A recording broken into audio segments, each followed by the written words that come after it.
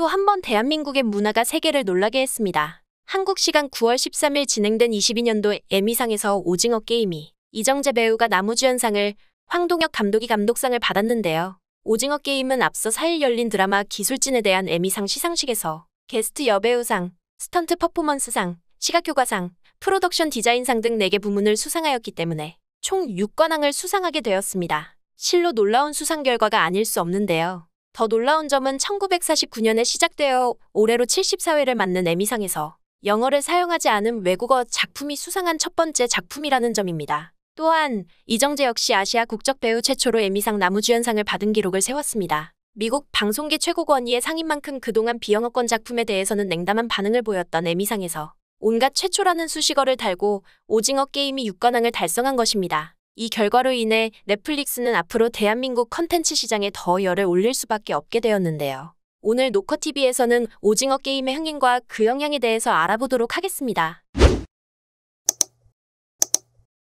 지난해 9월 17일 오징어 게임이 190여 개국에 동시 공개되자 세계 시청자들은 열광했습니다. 공개 후 28일간 오징어 게임의 시청시간은 16억 5천만 시간. 이를 간단하게 계산하면 전 세계 인구 3명 중 1명이 오징어 게임을 1시간 이상 시청했다는 이야기인데요. 2위인 미국 드라마 기묘한 이야기사의 13억 5천만 시간, 3위인 스페인 드라마 종이의 집 파트 5의 7억 9,200만 시간을 압도하는 수치입니다. 이뿐만이 아닙니다. 오징어 게임은 넷플릭스 세계 시청 순위 1위를 총 53일간 유지했는데요. 그 중에서 21년도 9월 23일부터 46일 연속 1위를 한 기록도 가지고 있습니다. 이러한 결과가 놀라운 것은 사실 대한민국에서는 처음 오징어 게임이 나왔을 때 이렇게까지 폭발적인 반응이 아니었기 때문입니다. 오히려 해외에서 먼저 인기를 끌고 나중에 대한민국에서 인기를 끄는, 요즘 대한민국 콘텐츠들이 전 세계를 휩쓰는 일종의 패턴과도 같은 형태를 띄었는데요. 오징어 게임의 황동혁 감독은 에미상 수상 소감에서 이러한 형태의 이유를 말했습니다. 한국 관객들,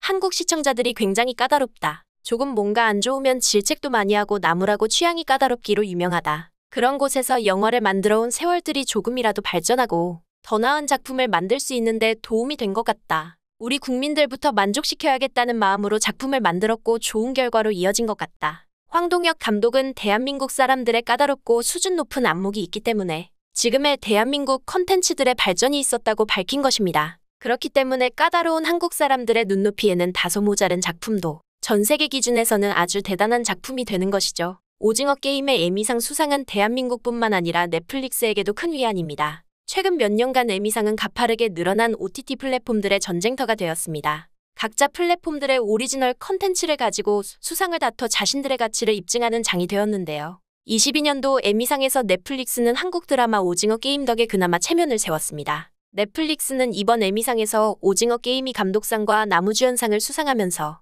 프라임 타임 부문에서 총 3개의 수상을 이뤄냈지만 전통의 경쟁업체인 HBO는 프라임 타임 부문에서만 12개의 수상을 이뤄내며 압도적인 모습을 보여줬습니다. 넷플릭스는 말 그대로 오징어 게임 덕에 전통의 라이벌인 HBO와의 대결에서 체면을 세우게 된 것입니다. 반대로 말하면 넷플릭스 자체의 오리지널 컨텐츠가 그만큼 힘을 못 쓰고 있다는 것을 나타내기도 합니다. 블룸버그는 넷플릭스에게 지금 가장 필요한 것은 HBO의 오리지널 컨텐츠 제작 능력이다라며 넷플릭스가 오리지널 컨텐츠 제작 능력에 신경 써야 한다는 의견을 피력하기까지 했는데요. 이는 바꿔 말하면 넷플릭스가 앞으로도 대한민국 컨텐츠 시장에 과감한 투자를 해야 한다는 의견과 같습니다. 이미 영미권의 작품들을 독식하고 있는 HBO와의 경쟁에서 살아남으려면 비영어권의 이국적인 작품들을 가지고 승부를 할 수밖에 없는데 그러한 작품을 할 수 있는 나라는 현재 전 세계의 대한민국뿐입니다. BTS, 기생충, 오징어 게임 등 지금은 말 그대로 대한민국 문화의 전성시대입니다. 대한민국은 전 세계인들이 소비하고 동경하는 문화를 만들어내는 나라로 성장했습니다. 이런 것들이 넷플릭스가 비영어권 국가들에게서 영감과 작품을 얻는다면 대한민국에서 얻을 수밖에 없게 된 이유인 것이죠. 이런 상황에서 오징어 게임이 에미상에서 6관왕을 달성하게 되자 오리지널 컨텐츠 시장에서 다소 고전하고 있는 넷플릭스 입장에서는 대한민국 컨텐츠 시장에 대한 투자를 더욱 과감히 할 수밖에 없는 것입니다. 앞으로도 대한민국 컨텐츠 시장은 넷플릭스의 투자 속에서 더욱 성장해 나갈 것으로 보입니다. 단순한 양적 성장이 아닌 비영어권을 대표하는 나라로 자리매김하길 바랍니다. 이런 대한민국의 상황에 배가 아픈 나라가 있습니다. 바로 일본인데요. 사실 일본은 비영어권의 문화를 대표하는 나라 중에 하나였습니다. 이제는 고작 애니메이션을 잘 만드는 나라로 전락했지만요. 오징어 게임의 에미상 6관왕에 대해서 일본도 아주 각별한 관심을 보였는데요. 주요 신문사, 방송 등에서 이를 자세하게 다루었습니다. 이 기사와 방송들에 달린 일본인들의 반응을 모아봤습니다. 에미상은 카이지를 위한 것이었어야 한다. 가치가 없다. 오징어 게임과 같은 작품은 예전에 일본에도 있었지만 한국은 이 작품을 넷플릭스의 힘을 빌려 세계화로 진화시켰다. 이런 작은 차이 때문에 결과가 다르다. 이건 오징어 게임이 일본의 만화 카이지를 참고해서 만들었다는 황동혁 감독의 인터뷰 때문에 하는 소리들 같습니다. 과연 일본이 넷플릭스에게서 돈을 받았다 한들 이런 작품을 만들 수 있었을지는 의문입니다. 긍정적이거나 칭찬을 하는 반응도 많았습니다. 한국의 크리에이터들은 일본과는 다른 방향을 보고 있다. 그들은 영어권에서도 히트를 칠 수 있을 만한 작품을 만들고 있다. 대단하다. 역시 한국은 대단해. 의심의 여지 없이 재미있었다. 이런 식의 스토리는 많지 않다. 인구가 일본의 절반도 안 되지만 스마트폰과 가전제품, 음악, 영화, 드라마 등이 연이어 세계를 놀라게 하고 있고 최근에는 전기차와 웹툰도 한국이 기세를 보이고 있다. 시대를 따라잡지 못한다면 일본에 남아있는 모든 자동차와 종이 만화도 곧 철수될 것이다. 등등 오징어 게임에 대한 찬사와 자신들의 문화에 대한 자조가 뒤섞인 반응들이 많았습니다.